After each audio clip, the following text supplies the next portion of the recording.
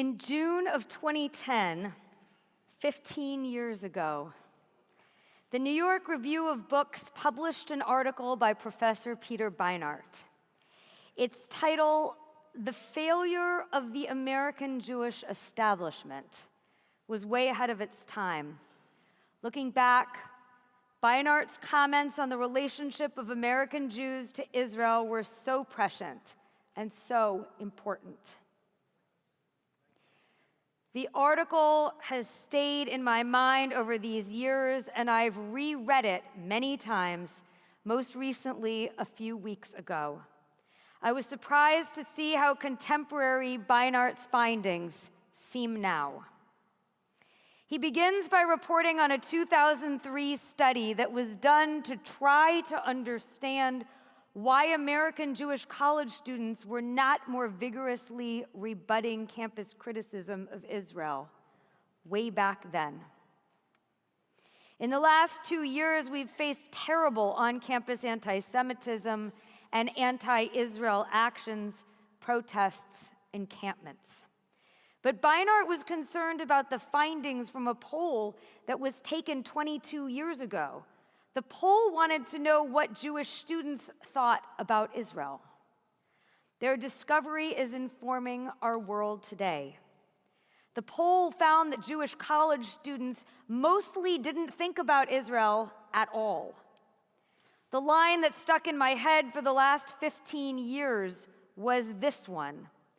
In talking about Israel, these Jewish youth used the word they rather than us to describe the situation. 15 years ago, Beinart warned American Jewry that there was a lack of alignment, or a lack of investment, or a lack of connection that was starting to splinter the Jewish people. He tucked his observation into a page in the New York Review of Books and warned us to pay attention. 22 years ago, the study Beinart refers to uncovered a terrible problem. Young American Jews were so detached from Israel that they didn't feel a part of it. The situation in Israel was so distant, so utterly foreign, that it had no resonance as something relating to them. The country, the ideals, the problems were all so far away from their own lives. And this reality was reflected in the language the students used in the poll. There was no sense of belonging or connection. They over there, some other people are dealing with problems in a country called Israel, far, far away. In 2010, Beinart concluded, quote, "Saving liberal Zionism in the United States so that Americans can help save liberal Zionism in Israel is the great American Jewish challenge of our age." In the 15 years since Beinart's article was published, its warning has come to define this moment. Rabbi Ed Feinstein, a noted scholar and conservative rabbi, was here in San Francisco meeting with a group of rabbis in August. He was asked to speak about the issues of our day and to comment on our society, a tall order. In various ways, people asked Rabbi Feinstein to use the ancient wisdom of our ancestors to reflect on the troubles of our time. He explained that, like at many times before, we find ourselves in a moment of great change, a paradigm shift. Something new is being born, he explained. He quoted Dr. Malila Hellner Eshed, a scholar at the Hartman Institute in Jerusalem, who points out that the Hebrew word mashber is the word both for a birthing stool and a crisis. We are in a moment of mashber. From the tumultuousness of this moment comes the possibility of new beginnings, the birth of new ideas and a new society. Rabbi Feinstein reminded us that the destruction of the temple in Jerusalem 2,000 years ago was the catalyst for a whole new Judaism, a Judaism of synagogues and communities, of rabbis and Talmud, of the diaspora and the thriving of our culture around the world. The destruction of the temple was traumatic and violent and tragic. But from that brokenness developed the Judaism we know today. A giant paradigm shift took place. Are we in just such a situation today? Are we in the throes of the pain necessary to bring to life a new Zionism? When generations ahead of us look back on this time, will they recognize this as a radical new beginning? Throughout history, our people has reinvented itself. We have lived in many lands and created many societies. We've survived and thrived by creating new paradigms as we've dealt with exiles and destructions and a world which required us to reimagine our people's identity. Each time it's happened, we've had no choice. Circumstances have forced us to reinvent ourselves and our relationship to the land of Israel. Throughout Jewish history, Zionisms have been a big part of our people's journeys. From the aspirational belief in our homeland that guided us through the wilderness to the building of the first temple 3,000 years ago, to the destruction of the first temple and ultimately the second temple, to our exile from the land of Israel and our defining desire to return. Through wars, pogroms, anti-Semitism, expulsions from other lands, and the eventual creation of the modern state of Israel. Always there has been a Zionism that has guided us, a belief that the Jewish people are fundamentally connected to the land of Israel and to each other. Whether it was political Zionism trying to create a safe place for Jews, or cultural Zionism, a belief that Jewish culture is unique, or Zionism through a resurgence of Hebrew as a living language, there has always been an inextricable connection between Jewish identity in the diaspora and in the land of Israel. Until now. Perhaps for the first time in history, that deep and abiding relationship is not central to many Jews' understanding of what it means to be Jewish. And now we find ourselves here with a crisis, and possibly with a whole new paradigm. Perhaps a new Zionism will be born, one which creates an Israel that represents the Jews of the Promised Land and the Jews of the diaspora. In 1948, the modern state of Israel came to life. It was the glorious fulfillment of an ancient dream, the return of the Jewish people to our land, but it came with significant complications. A new society had to be built. Other people would need to share the land. And how would ancient values from the Torah be used to govern a modern state? Perhaps the greatest challenge of all would be the founding of a state for people who had just been through a genocide that would inform our identity and our politics for decades to come. Though Israel was not created because of the Holocaust, it was created in the immediate aftermath of Hitler's attempt to destroy our entire people.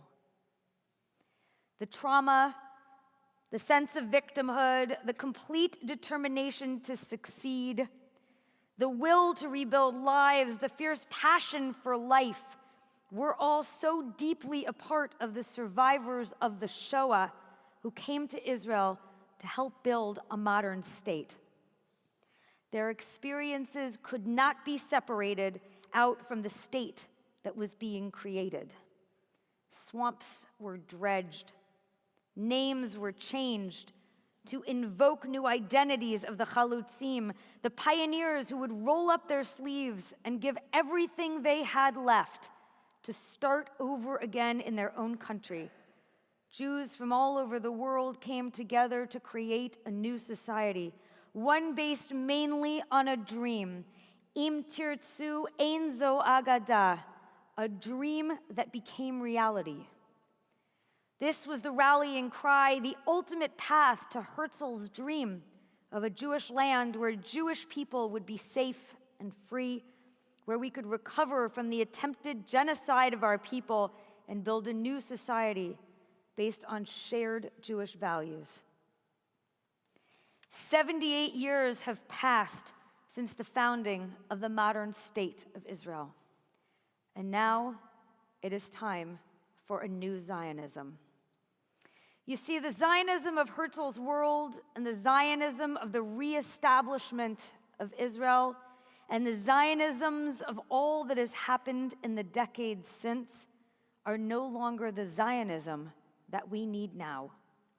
The world in which we live is one where Jew hatred is alive and well, one where populism and fascism guide our politicians, one where wars don't end and terrorism weaponizes airplanes and tunnels. We need to redefine what it is that the Jewish people stands for and what our shared peoplehood means in the world. In an essay titled, "To Be a Jew, What Is It?", Rabbi Abraham Joshua Heschel, arguably the most important Jewish thinker of the 20th century, explored the question of our identity. As he asks what it means to be a Jew, he explains that the only answer to that question, quote, embraces not only the Jews of the present, but also those of the past and those of the future. The meaning of Jewish existence is the connection of the ages. He continues, what is at stake in our lives is more than the fate of one generation. The tasks begun by the patriarchs and prophets and carried out by countless Jews of the past are now entrusted to us. In one of his most famous lines, he concludes, in trying to understand Jewish existence, one must look for agreement with the men of Sinai as well as the people of Auschwitz.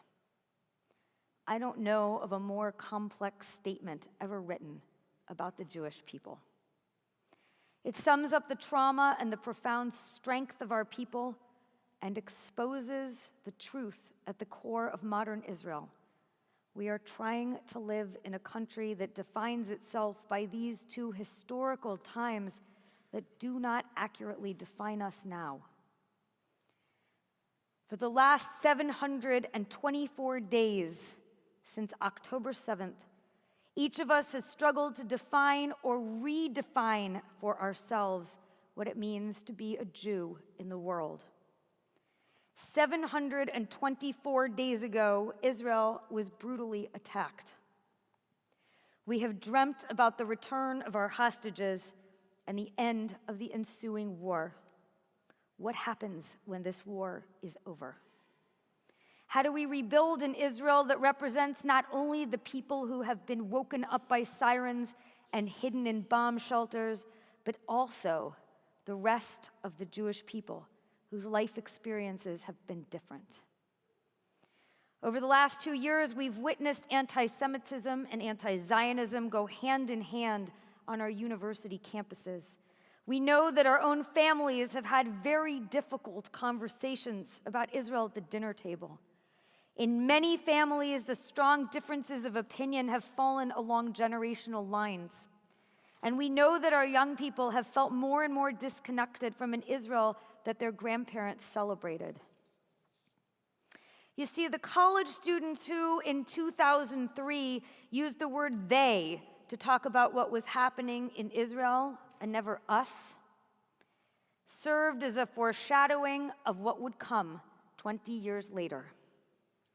The beginnings of apathy have turned over the last 20 years into something much worse. As our Jewish teens and college students have been bombarded and confronted at their schools, they've been tasked to stand up for Israel, and by and large, they've failed. Why is that?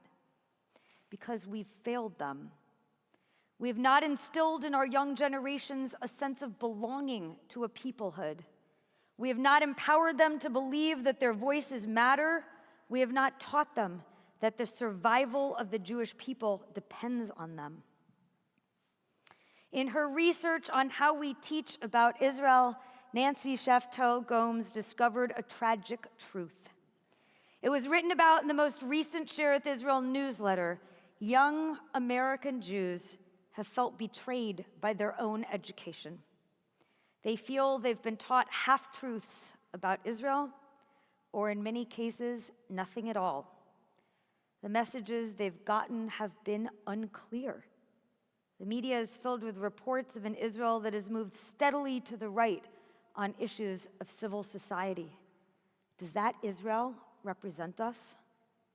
What can we do as we read about an Israeli government whose actions we strongly disagree with? About a war that seemingly has no end, about hostilities against Palestinians in the West Bank. How do we connect to a Jewish land whose Zionism has separated from our own? It is time for the birth of a new Zionism. The Israelites walked for 40 years towards a vision of the promised land that God gave them through Moses. It was aspirational, but fictional. It motivated our ancestors to wander towards a land that would be flowing with milk and honey, and to create a civil society based on laws that were given in the desert before they ever got to the promised land.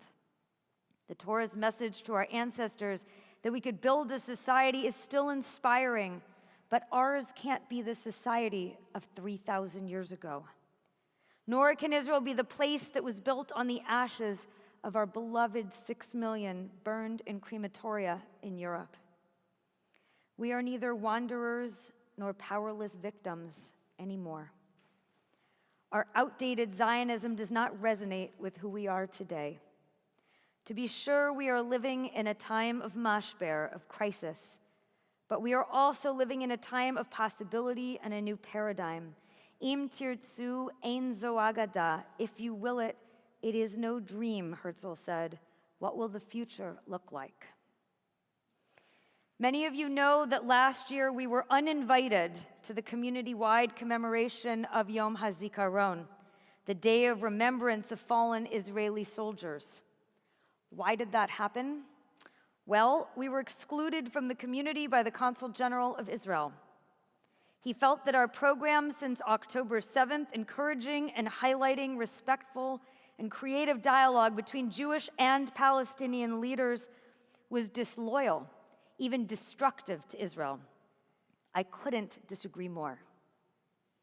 In the last year, we hosted several very meaningful conversations between Israeli and Palestinian activists searching for partners in peace. We are so proud of the dialogues that we enabled, of the possibilities we shared, of the vision we helped to support, one of peace and cooperation among people who believe in a new future for Israel. These conversations will continue here at Shereth Israel. But this is not enough.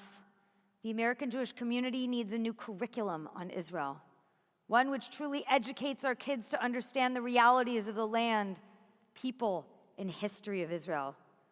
We need to engage our kids in the reality of the challenges of the peoples coexisting on an ancient land. And we need to instill in them a sense of belonging to the country and the peoplehood of Israel.